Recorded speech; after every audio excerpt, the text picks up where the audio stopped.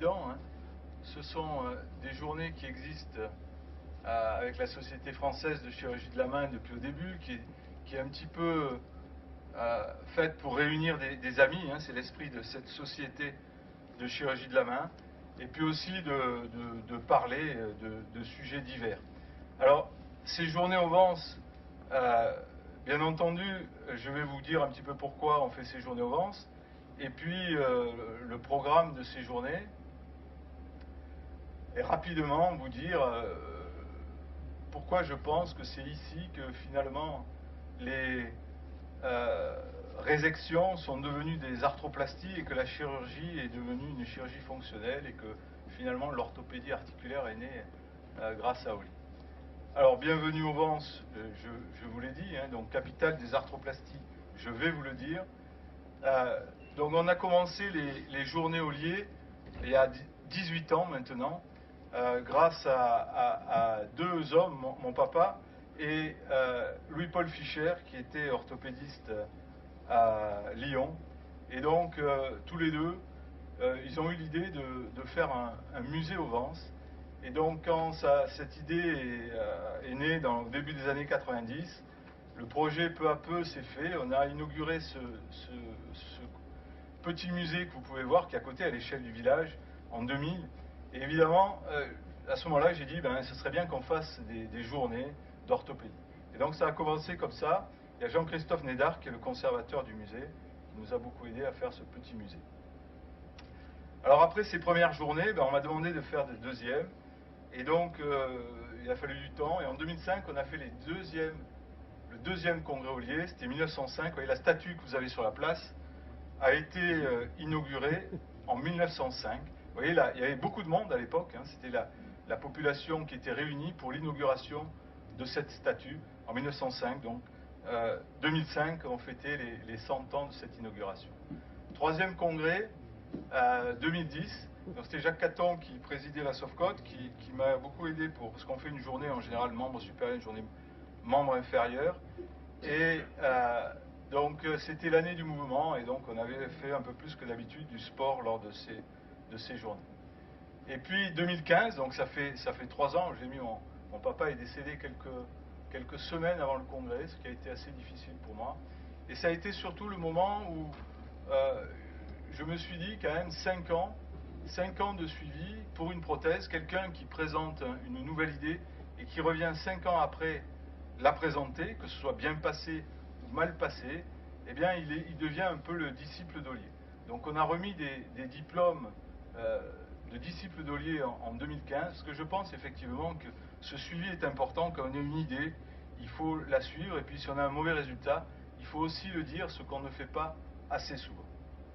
Donc voilà pourquoi ces journées au Vence. Alors, des résections aux arthroplasties, eh bien, réséquer, hein, c'est quelque chose qui veut dire retrancher une portion osseuse. Et donc ça, évidemment, c'est très ancien, puisqu'on a retrouvé des crânes perforés dans les cavernes, c'est la préhistoire. Et donc on peut dire qu'on réséquait déjà de l'os. Donc depuis, il y a toujours eu des résections osseuses. Ces résections osseuses, souvent, étaient faites pour amputer des fragments osseux qui étaient extériorisés après des fractures. Et donc, il y en a eu tout au long de notre histoire, jusqu'à la fin des années 1700, où là, il y a deux chirurgiens, l'un à Liverpool, on a un chirurgien de Liverpool aujourd'hui, Park et Moreau à peu près en même temps, donc c'était pas contacté, ont commencé à faire des résections articulaires en allant chercher l'articulation qui n'était pas luxée, qui était toujours en place, donc souvent pour des atteintes infectieuses, tuberculeuses, mais ils ont fait une véritable voie d'abord pour aller enlever cette articulation détruite par une infection. Et c'est véritablement là que commencent les résections articulaires. Ollier va surtout, lui, développer ces résections après une expérimentation animale. Et ça, c'est important. Donc, Ollier est né ici au Vence, dans une petite maison qui est à côté de l'église, qui est en vente, que la mairie va peut-être acheter pour faire une extension du musée. Le maire viendra nous le dire ce soir. Donc il est né en décembre 1830 et rapidement il a déménagé, il est allé dans une petite ferme qui était sur la place du village que vous avez vu, où il y a près de sa statue. On a mis une plaque, aujourd'hui c'est une pharmacie, et donc il habitait là ensuite. 48, ici on est plus près de Montpellier que de Lyon, donc il est allé à la faculté de Montpellier. Il y avait d'ailleurs à ce moment-là pas encore de faculté de médecine à Lyon. 1851, il passe le concours de l'internat à ce moment-là à Lyon, et il revient faire sa thèse à Montpellier. Vous voyez, c'était un botaniste, et il avait étudié les tumeurs. Les tumeurs, il regardait beaucoup dans le microscope à ce moment-là. 1858, là, il commence à faire des expériences, et ce qui est intéressant, avec l'association Vincennes Léopold Ollier, notre ancien président a retrouvé ces lettres par hasard, 2 lettres qui datent de 1859. À ce moment-là, Ollier est à Paris, et dans le traité des résections, son gros livre qui l'a rendu célèbre, dans la première page du livre, il rend hommage à Verneuil qui était à Paris et qui était rentré dans ses idées, parce qu'à ce moment-là, les résections articulaires s'étaient décriées, et Verneuil fait sur le principe d'Ollier la première résection articulaire avec Ollier qui est à Paris. Et donc, vous voyez, on a bien la preuve qu'il venait faire des expériences dans la ferme au Vence, puisque dans cette lettre, on voit « Mon cher père, j'arriverai au Vence du 15 au avril. Veuillez donc avoir pour cette époque une couvée d'une douzaine de poulets aussi avancés que possible, plus des lapins, plus autant de chiens que vous voudrez. » Donc il commande à son père, il est à Paris, et il lui écrit, vous voyez son père, bien entendu, à l'époque, son père était médecin aussi, son grand-père aussi, au Vence, et donc il commande ce qu'il lui faudra pour faire ses expérimentations.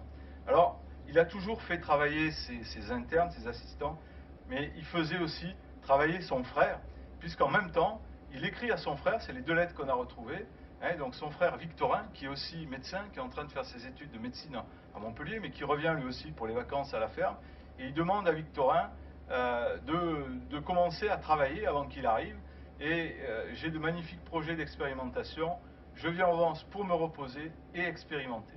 Donc les expérimentations se sont bien faites pour beaucoup au Vence. Alors ces expérimentations se sont aussi faites dans l'école vétérinaire de Lyon. Et là, l'école vétérinaire de Lyon était fréquentée à l'époque par Claude Bernard, qui est celui qui a inventé la médecine expérimentale, qui était originaire du nord de Lyon, Saint-Julien-en-Beaujolais, et il venait travailler dans le laboratoire de chevaux, et on ne sait pas s'ils se sont vraiment rencontrés. Ollier était un peu plus jeune, mais Ollier a véritablement créé la chirurgie expérimentale, c'est-à-dire qu'il regardait sur l'animal ce qui se passait, et ensuite il appliquait à l'homme. Et donc quand Verneuil a fait la première résection à Paris en 1859, Ollier avait ses résultats, c'est-à-dire il faisait des résections, ça c'était un coude de chien, il réséquait le coude du chien, et puis 3 mois après, ils autopsiaient le chien et ils regardaient l'articulation. Et avec sa méthode de résection qu'il appelait sous-capsulopériostée, il a inventé beaucoup d'instruments pour faire ces résections, il avait une technique bien particulière, et donc avec cette résection sous-capsulopériostée, chez des chiens jeunes, eh bien l'articulation se reconstruisait.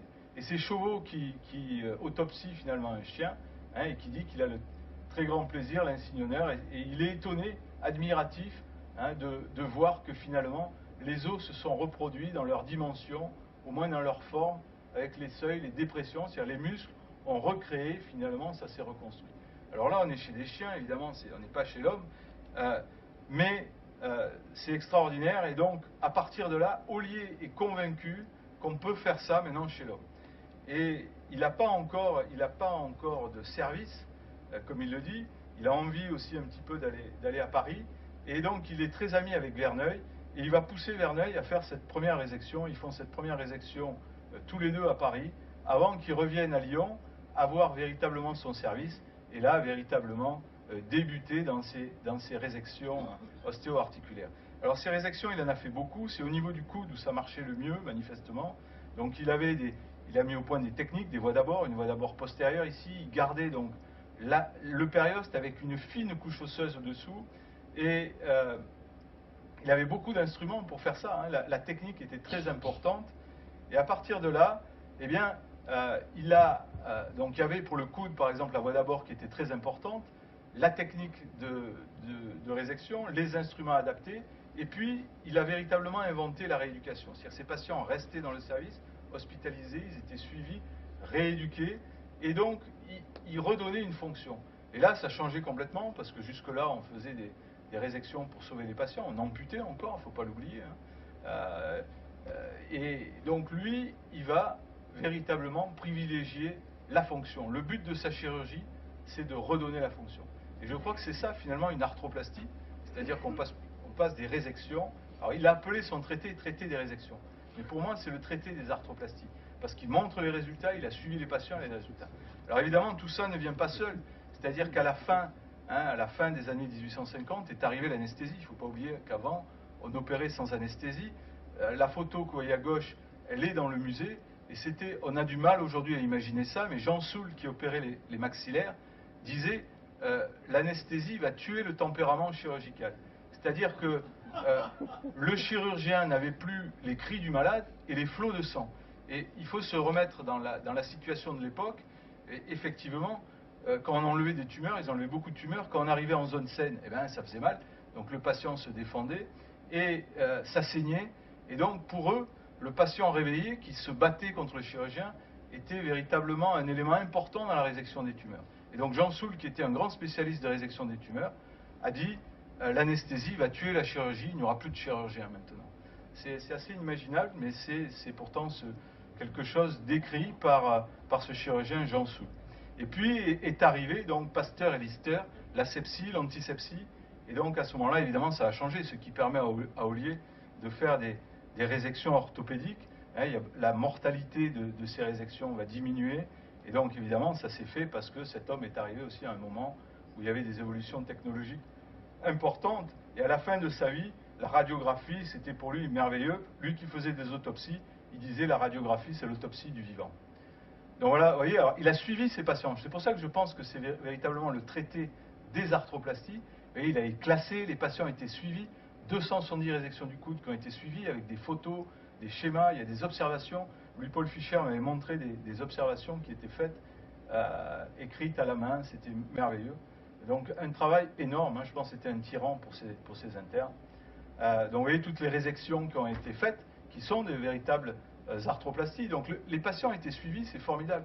Louis-Paul Fischer avait récupéré des dossiers, hein, les dossiers de la fin de sa vie. Il y avait l'observation qui était écrite à la plume, il y avait des photographies, souvent des dessins, et puis des fois il y avait des pièces d'autopsie. On en a une ici dans le musée, il y avait des pièces d'autopsie, il a envoyé les internes, il demandait aux patients s'il y a un décès dans la famille, vous nous appelez et quelqu'un viendra faire l'autopsie. Et puis donc quand est arrivée la radio, pour lui c'était merveilleux, c'était Desto à Lyon qui a eu la radio très tôt après Röntgen, et donc il a bénéficié à la fin de sa vie de l'autopsie. Et donc ce traité des résections qui est dans le musée Ollier, grâce à un don de notre ami Laurent Aubert, on a maintenant le traité, j'avais pas le traité des résections dans le musée, et maintenant on a le traité des résections.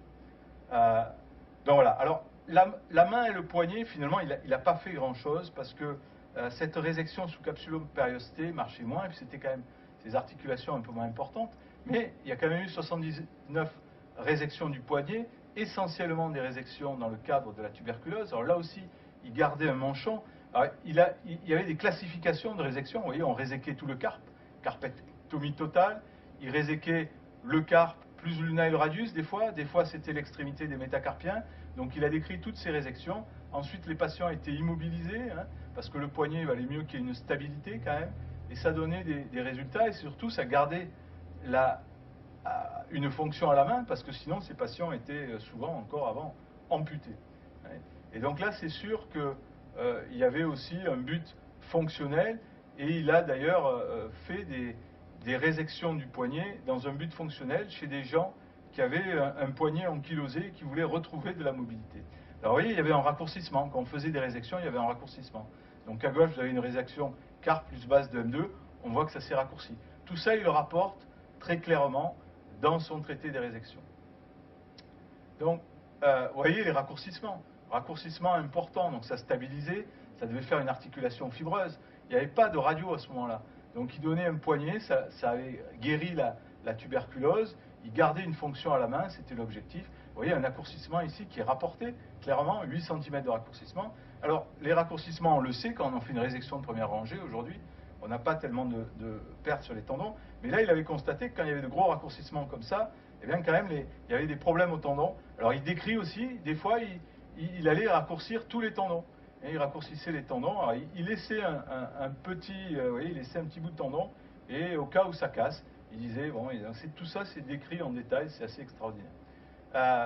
Les résections à la main, alors ça c'est rigolo parce qu'il y en a très peu, il y a peu de pages consacrées à la main. Alors il y avait des résections de phalanges, des résections articulaires. Ceux qui marchaient, semble-t-il, pas trop mal, c'était les luxations qu'on n'arrivait pas à réduire avec la technique de Farabeuf, de la métacarpophalangée du pouce. Alors il dit déjà évidemment que le pouce il faut le garder, que les autres doigts, eh bien, il vaut mieux les amputer parce que quand ils sont raides, ils sont gênants, on le sait. Tout ça il l'avait dit bien entendu. Et alors c'est rigolo parce que il disait que donc voilà la résection, il avait des instruments pour tout. Il aimait bien les instruments, il adaptait à chaque opération des instruments. Alors vous voyez ce pouce, il dit qu'il y a quand même une mobilité après la résection. Il résèque la tête du premier métacarpien, il aligne, alors il y avait la rééducation après. Il suivait les patients, plusieurs mois des fois en rééducation, et il a retrouvé une mobilité à la métacarpophalangée. Alors voilà, alors ce patient qu'il avait opéré, un patient, vous voyez, qui voulait absolument garder son index, il avait conseillé de l'amputer, et donc il disait, ben, c'est la décision du malade. Donc déjà, il fait vraiment de la chirurgie fonctionnelle, il veut garder son doigt, ben, je vais lui laisser. Et il disait, voilà, c'est plutôt pour un homme riche et désœuvré. C'était quelqu'un, il voulait garder son doigt, il trouvait que c'était pas très logique. Il aurait gagné du temps à se faire amputer le doigt. Et un ouvrier, il pensait qu'il valait mieux, qu'il allait devoir gagner son argent. Comme il disait, il valait mieux peut-être lui amputer le doigt. Donc c'est véritablement la chirurgie fonctionnelle qui est là, qui est née. Alors, pourquoi j'ai choisi ces journées? Ben, vous le voyez, parce que les prothèses, eh bien, c'est les résections arthroplastiques modernes d'Ollier. Je pense qu'au niveau de la main et du poignet, eh bien, on a du retard par rapport au membre inférieur, ou même au coude et à l'épaule. Il y a encore beaucoup à faire. Vous l'avez vu là sur le film, je pense que de plus en plus notre population va avoir une espérance de vie qui va augmenter. Et les enfants, dès le plus jeune âge, maintenant, commencent à pianoter et à taper toute la journée sur les claviers. Et je pense que de plus en plus, on aura de l'arthrose. Donc les jeunes générations, je pense, auront de plus en plus d'arthrose à traiter. Alors on va commencer par le poignet. Le poignet, ben, c'est une articulation que j'aime beaucoup. Et donc il y aura d'abord les arthroplasties d'interposition, qui sont plus directement la suite finalement des résections. Et puis on parlera des prothèses totales. Et puis quelque chose qui est un peu nouveau, qui est un peu une innovation française, c'est les prothèses et fractures. Dans les autres pays, on travaille beaucoup sur les prothèses, l'arthrose, la polyarthrite rhumatoïde. Et en France, on a commencé à travailler sur les fractures. Je pense que c'est un sujet intéressant qui me tient à cœur. Ahmed Zemirlin nous rapportera les résultats de l'enquête qu'on a fait pour voir quelle est l'évolution des prothèses aujourd'hui en France. Et puis il y aura un sujet que j'ai confié à Pascal Ledoux, qui avait la même idée que moi, qui pensait que c'était intéressant de parler de ce qu'on place de plus en plus de prothèses. On va le voir, je pense que les prothèses trapézométacarpiennes se posent de plus en plus. Et donc c'est bien on va avoir des échecs, évidemment. Quand on met des prothèses, il faut savoir qu'on aura des échecs. Donc il faut savoir comment on va reprendre ces échecs. Et puis je crois qu'il faut être honnête, il y a des échecs de trapézectomie. On ne le dit pas assez, on se masque la face, on le cache, mais je crois qu'il faut reconnaître qu'il y a des échecs de trapézectomie, et en parler aussi. Et puis, alors, les prothèses interphalangènes proximales, je pense que Guéraud, Meyers-Ruckendorf vous en parlera dans cette table ronde, parce que on a l'impression qu'il y a une prothèse qui arrive, nouvelle, on a l'impression que ça va marcher. Et puis quand on regarde les résultats à 10 ans, on a toujours l'impression que c'est pareil, parce qu'il y a une nouvelle qui arrive, qu'on a l'impression qu'elle va être meilleure, c'est parce que les autres n'ont pas donné finalement de bons résultats. Et demain, enfin, nous terminerons ces journées avec nos amis industriels, parce que je pense qu'on a besoin d'eux si on veut continuer à innover, c'est important, qu'ils restent à nos côtés. Nos relations deviennent difficiles, c'est de plus en plus difficile d'innover. Et donc demain, je veux qu'on parle de tout ça pour qu'on prenne conscience que les jeunes générations trouvent quand même les moyens d'innover. Voilà, je pense que je vais aller vite maintenant.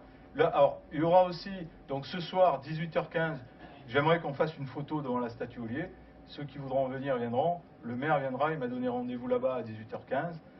On reviendra ici pour voir un film. Vous savez qu'il y a la grotte Chauvet qui a été découverte pas loin d'ici. Jean-Marie Chauvet est né au Vent, c'est quelqu'un que je connais bien. Il viendra peut-être ce soir, il vient rarement dans ces réunions, mais il viendra peut-être ce soir nous rendre visite pour ce film qui a été fait par l'un de ses amis, Christian Tran. Et puis donc on fait toujours du kayak dans le Chassezac ici. Hein. Vous voyez Yvalieux qui adore descendre cette rivière, je ne sais pas s'il descendra demain, mais il sera là. Donc après pour finir la journée de demain, eh bien, on fera une partie de pétanque parce que j'ai retrouvé cette affiche de l'inauguration de la statue. Alors oui, ils avaient fait de grandes festivités et ils avaient fait un concours de boules, donc en 1905, octobre 1905, il devait faire beau à ce moment-là, en 1905, ils avaient fait un concours de boules. Donc on fera une partie de pétanque demain soir. Donc voilà, donc bonne journée, bon congrès, et donc maintenant il faudra essayer de respecter le temps, parce qu'on a quand même pas mal de communication. Donc on va commencer la première session. Il y a une cloche, donc quand les gens dépassent trop, hein, eh bien, il ne faut pas que les modérateurs aient peur d'utiliser la cloche. Bon, merci à tous d'être là.